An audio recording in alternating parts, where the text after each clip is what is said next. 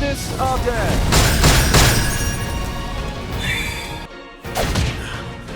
Have I, my friend, failed? I am sorry.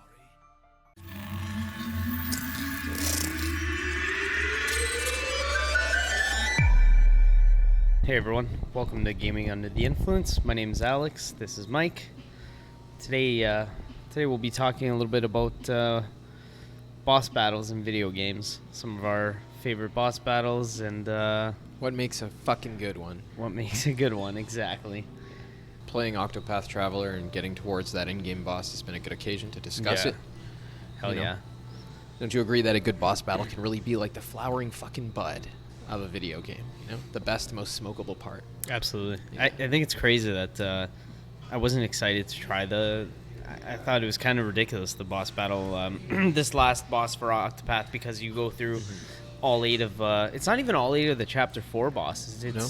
some of the Chapter 4s, but I think some of the Chapter 3s. Oh, I But see. now that I'm done 4 out of the 8 before you get to the true boss, I'm actually kind of having fun doing it. Sure. Because at that point, like, you have all the skills unlocked, you have Yeah. high enough characters, leveled characters that you can... It's an opportunity to experiment with all of the different builds and a Yeah. challenge adequate to that experimental capacity, I Yeah. guess, right?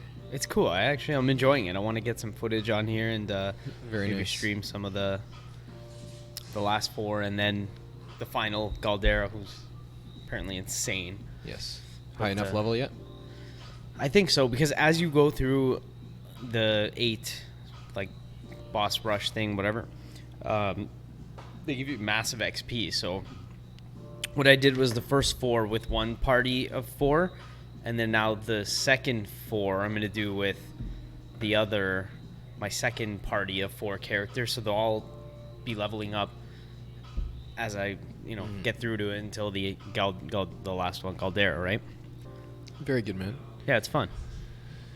So would you say that's adequate culmination to the game? That's Something we're the gonna get thing. into That's what I soon? feel like. So because you do all 8 characters, have 4 chapters each character. You do all the bosses. Once you hit like all 8 chapter 4 bosses, that's where I kind of thought it was like the end of it, right?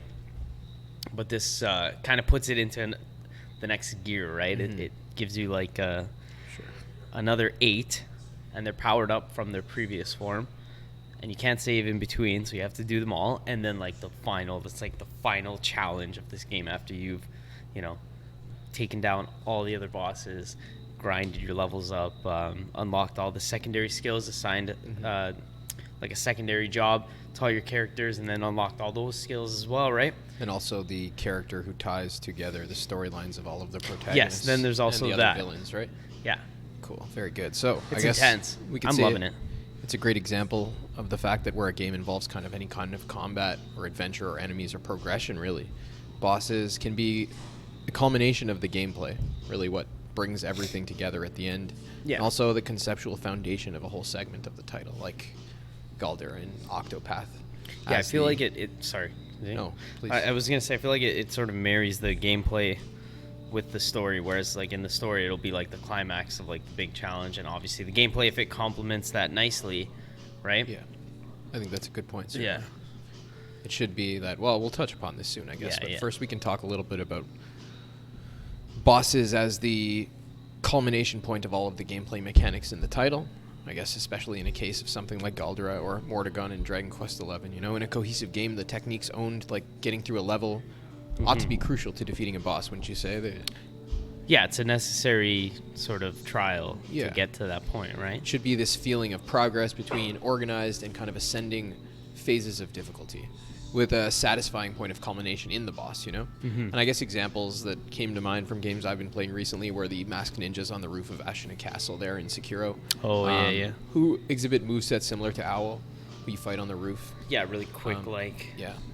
Later on, after of course you fight a different boss on the roof who has very similar movesets to him as well. That Genichiro China guy. Yeah. A boss in that sense can be like the final cause or the goal of all of the other gameplay mechanics. The end goal contained in all of the puzzles and battles and narrative segments preceding it. The prior gameplay can be the seed of that boss battle, and it sprouts in the early fights. going through more and more difficult encounters and through your travels in the game world into harder situations and combinations of enemies until meeting the challenge the whole level was really supposed to be preparation for, ideally, Yeah. right? In the best case scenarios. Sets you up for that, right? Yeah. In this Dark Souls book by the guy called Mercury we mentioned before, he says, quote, the bosses were envisioned as the culmination of difficulty, which is both impressive and entirely surmountable. Miyazaki wanted players to first feel despair when facing a boss. We were just talking about this before. Oh, yeah. But little by little, hope grows within them. And that's very much how I felt playing the Souls games, too. Every time you meet a boss, you get wiped, like, immediately. And Yeah. you're sitting there thinking to yourself, like, how is it ever going to be possible? But after a couple of attempts, you start to see what You you're slowly supposed to build be upon doing. it, right? And then Yeah. finally you feel like confident. It's crazy. Yeah, it's a very good That feeling. was probably why I got so much into Bloodborne, and Yeah. like I remember those moments of getting to a boss and you're like, okay, I got this, Mm-hmm. and then he just hands your ass to you, and you That's right. sit there speechless for a second, like, Yeah. okay. Bloodborne is a great example also of Yeah. how earlier enemies in a level and the design of the level itself and how the other enemies attack can be preparation for a boss fight. Like, I don't know if you remember in even the very first area of Bloodborne where there's the werewolves and those trolls swinging the bricks before the cleric beast, whose movesets kind of resemble those two enemies, the way they attack. So in learning to fight those lesser enemies, you're kind of preparing for the boss battle, I guess. I like that sense of progression between these ascending phases of difficulty that all refer to each other. Yeah, it's nice. It's very cool, yeah. Each boss, in the Soul series also had its own specific musical theme, which, quote, heightened the intensity of the confrontation. Relief and satisfaction only increase with each level overcome, or with each boss you beat, or each phase of that boss fight. Indeed, this relief that comes with victory is proportionate to the intensity of these battles and their memorable soundtracks, and players are compensated fairly for their efforts with this feeling of gratification after. Yeah. Yeah, I definitely feel like the music amps up when you hit like a boss in any of those Dark Soul games, or like the Bloodborne, or like Bloodborne. And the beautiful thing is, because it's like orchestra music, right? It's like a whole symphony. It amps up to like an epic. Yeah. You know what I mean? It's always like, it's just fantastic. I love those soundtracks though. Me too, man. And I think kind of without this ascendant arc and the subsequent kind of catharsis, the feeling of gratification that comes from these great boss battles, games without cool bosses often have struck me as, lacking their due measure of actuality. They're kind of unformed, it feels like, An example that I was like particularly grieved by when I was younger was Alice Madness Returns. Do you remember that game? I remember it, but I've never played it. I really loved American McGee's Alice, the first one, and it had cool bosses from, Alice in Wonderland. Was that and stuff like that. 7th gen title? It was a PC title. That was Madness PC Returns only? was a 7th gen title, though. Yeah, Yes. but that first one, or you said The first Alice. one was from like the year 2000 or something. Oh, okay. Like that. That was an I played old it when I was young on PC, and it was really good. And it had great bosses. Like, Really? yeah. And Madness Return was the one on The sequel, PS3, which only had and- like one boss at the very end, I believe. Oh, and okay. Yeah, it's just a missed opportunity for me. Yeah? Yeah. In my mind, I've heard I was of it, disappointed by that. but I never played it. It feels like the levels are just begging for some kind of cool confrontation. Like you're in some factory full of like weird Just robot has workers that like and like flat line, right? Where yeah, it's there like, should be like some factory worker like boss guy there, Yeah. like I don't know, something. whipping gears at you. And there's even actually one point where you see this big robot come in, and you're like, all right, I'm gonna fight this guy, but then it just breaks down and falls, and you're like, all right, Such a I guess not. tease. Yeah. So that always bugged me a little bit. It's kind of like a wounded eye. Like it's got the parts for sight, it's got the apparatus of sight, but it can't get Something to that missing to there. actuating that operation, and it kind of like playing these games that lack boss battles but still have combat components and variegated enemies. It seems that a culminating point is suggested, but it's never attained. Yeah. And the enemy encounters and the gameplay systems kind of just don't lead anywhere. There's an ordered multitude, but it's a multitude of leveled kind of gray parts from a gameplay perspective. They lack an organized diversity of components. And I think even games without a meaningful combat component can still be kind of said to have boss fights metaphorically. I think in the form of difficulty peaks demanding a mastery of previously learned gameplay systems. And an example that came to mind was confrontations with the police in Detroit Become Human. It's not really like a boss fight, but it's a culminating point where various other input combinations you've had to perform before now have to be completed in quick succession, one after the other, like for a longer period of time. Would you say something like like what I said earlier about Uncharted be sort of the same way? Let's say if you're like I I can't remember specifically, but I've beaten all of them. But that parts where you're stuck in like a room with enemies with, like I said, RPGs and machine gun snipers, and like you really have to sort of be quick and navigate your way to like swiftly take down that enemies. Would be a like good analogy, yeah. maybe not Or like in The full on Last of boss Us, thing, you know? but Yeah, in The Last of Us, where you come I to found that last part in that game hard when you're like sneaking in the hospital area or whatever. I struggled a lot there. Although I It's not still like a would have boss, preferred, but- though, like, wouldn't you, something like The Evil Within, where they retain, like, similar, like, I guess there's similar kind of elements to Last of Us gameplay and sneaking around and stealth attacks, but, like, they still have cool bosses. Bosses, yeah. I guess like the bloaters in The Last of Us would be like Kind of, yeah. but they're not more of like a unique, mini right? Like, boss. yeah. yeah. It's kind of like a mini boss. Yeah, yeah. Never get above the trash mob. Which is like, whatever, I mean, you know. It's hard to say, like, theoretically everything has to have a boss fight in Yeah, it, but absolutely. without that same, like, peaks and valleys in the game that, you know, you feel when you do fight a boss, Yeah. a good boss, in relation to its underlings and to the rest of the level, like, it feels like something's missing for me. Yeah, anyways. I think we just really like that kind of formula, right? Yeah, I guess so.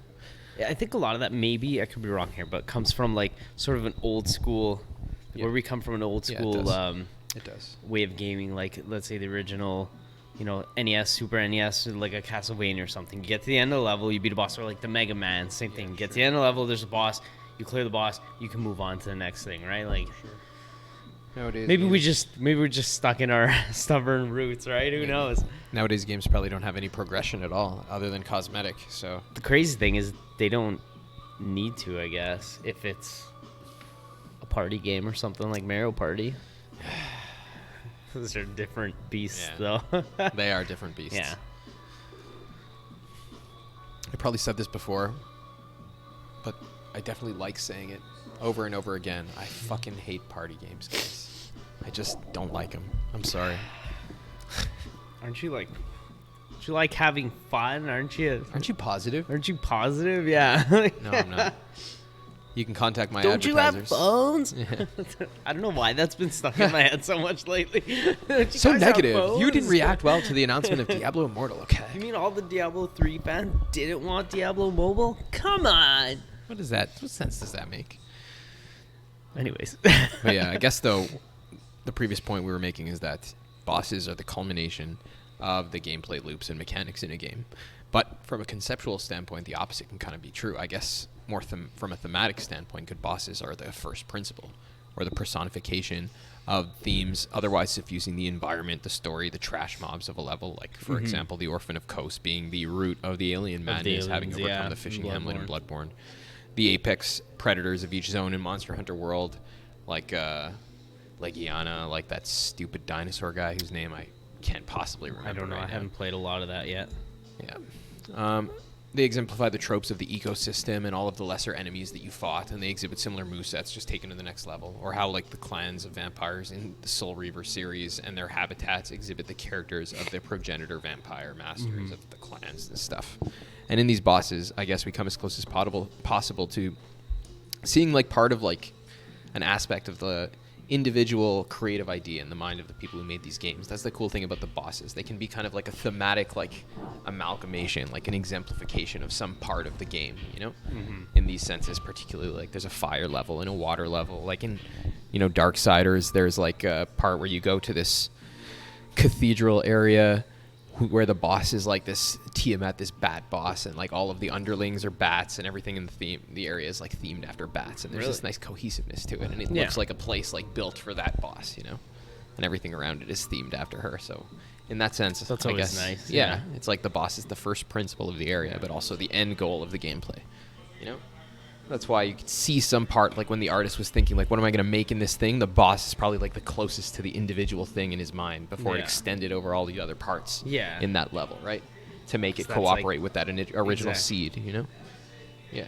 A boss can kind of be like that in that sense, like the exemplar, like the thing the guy's basing everything else on, The, Yeah. The model he's Yeah, I trying to can base see all the that. other That parts makes of the sense. level around, yeah. It can be the boss is kind of extrapolated then, like I was just saying about Tiamat and that level. You sort of build ideas Yeah. off of that, right? According to Stuff the that internal would logic fit of the in game, yeah. in his underlings, the environment, the place in the story, the decoration of a level, like what the inhabitants of a level are doing, even the very purpose of the player's visit to that level. You know, in a cool case, in the best cases, I think they radiate from the boss before making the player return there in gameplay. Like in Octopath, as being the perfect example. The stories of each character instigated in some sense by Galdera and his minions, and the executors of his will, and the game culminates in battle against him. Right in Dragon Quest XI, this is true also of Mordegon. Not only in relation to the protagonist of Dragon Quest XI, but also in relation to the protagonist of all the Dragon Quest games. Even more intensely true in this case, I guess. I got some homework to do if that's the case. Yeah. All the Dragon Quest games. Yeah, like I haven't played any of them yet. At the end, Mordegon's the bad guy behind all of this stuff, and the hero goes back to defeat him in the first instance, and you see like how it relates to all the other Dragon Quest games, and it's pretty cool. That's interesting. Yeah, it's very neat. So yeah, that's why I guess I love and will always love boss battles. I remember around the time we did that Sekiro video, there was a guy who wrote an article about how he didn't like boss battles. That was awful. Yeah. Probably because he's a great leveled man. Yeah, like what possible reasons could you come up with for not liking bosses aside from like, okay, it's difficult, yes, but that's kind His of reasoning the point. was, well, it's like saying for some people it's where they have to stop playing because it's hard. Yeah, but isn't that the beauty of it? I mean, I get it. It might be hard and not everyone like. Look, I made fuck all progress in Sekiro lately. But not that I've played it, but I haven't beat the last boss either like, for that reason. Like, I don't feel like putting in the hours yet. I'm but way don't make earlier it than you. into something about how the thing how has to it's change. not right. Yeah, I know. How You it's have not to good. change, you Yeah, know? yeah, you're right. I have to change, not Sekiro. Like, what the hell am I drinking, man? What the it's fuck a is Goza. this? We drink many Gozas. This Yeah, is we Collective drink- Arts Goza. Yeah, Goza is sour beer, lightly soured, I guess in this case, Lightly with some soured? salt and coriander. in it. Pink Himalayan salt and coriander. Yes, sir. From That's the what you taste. fine This people one at is kind of Collective coriander Arts. heavy, I think. But What is enjoy it. coriander? It's a spice. Why is there's always an ingredient on these fucking things that I don't know what it is. That's why you're here. I usually don't know either, believe me. You just like Googled it like Yep. an hour ago.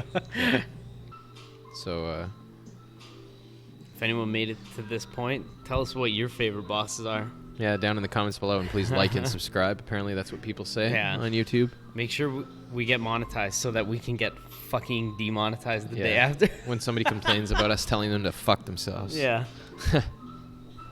Thank you, and have a great evening.